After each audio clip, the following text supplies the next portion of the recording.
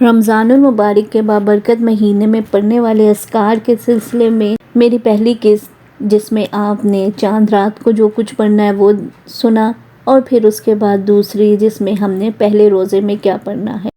آج کی قسط سب سے اہم، یعنی کہ ہمارا دوسرا روزہ اور استغفار کی وہ تسبیح جو ہمارے تمام بگڑے کام سنوار دے گی۔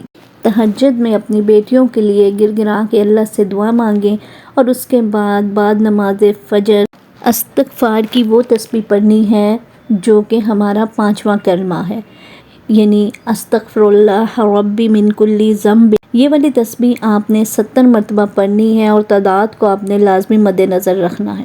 70 بار پڑھ کے آپ نے اس میں اللہ سے دعا مانگنی ہے، اور اس کا ترجمہ بھی بہت خوبصورت ہے کہ میں اللہ سے معافی مانگتی ہوں اس چیز کی جو میں نے جان بوجھ کے کی یا بے دھیانی میں کی۔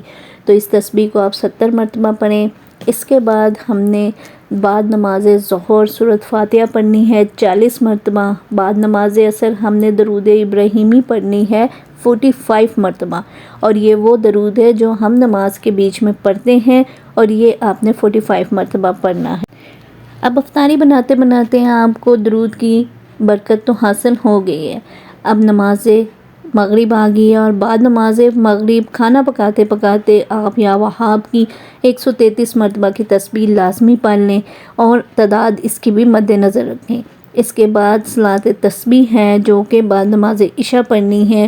یہ 4 رکعت نفل نماز ہے، اور یہ تسبیح تیسرا کلمہ ہے۔ اگر آپ عشاء پڑھ کے سو جائیں تو تہجد سے پہلے اس تسبیح کو پڑھ لیں، سبحان اللہ والحمد للہ ولا الہ الا اللہ واللہ اکبر۔ یہ یہاں تک آپ پڑھیں گے، اور اس کا طریقہ جو ہے وہ اوپر میں نے آپ کو لکھ دیا ہے، آپ اس کو نوٹ کر لیں۔ آپ اسی تعداد کے ساتھ اسی طریقے کے ساتھ پڑھیں گے تو اس طرح آپ کا دوسرا روزہ بھی بہت خوبصورت گزرا، سارا دن عبادات میں گزرا، اور سارا دن آپ کے اللہ تعالیٰ کے ساتھ تعلقات قائم رہیں۔ اس کے بعد ہم اپنے تیسرے روزے کی طرف چلیں گے، لیکن وہ اپنی اگلی ویڈیو میں، اور خاص طور پہ آپ کو بتاتی چلوں یہ تسبیح یعنی صلاۃ التسبیح جو ہے حضور صلی اللہ علیہ وسلم نے اپنے چچا حضرت عباس کو دی تھی، تو اسی لیے آپ اس کی برکت کا اندازہ خود ہی لگا لیں۔ تو انشاءاللہ اپنی اگلی ویڈیو کے ساتھ آپ کے ساتھ پھر ملوں گی۔ دعاؤں میں یاد رکھیں، تسبیحوں کو پکا کریں، انشاءاللہ آپ کے تمام مسئلے حل ہوں گے۔ اللہ حافظ۔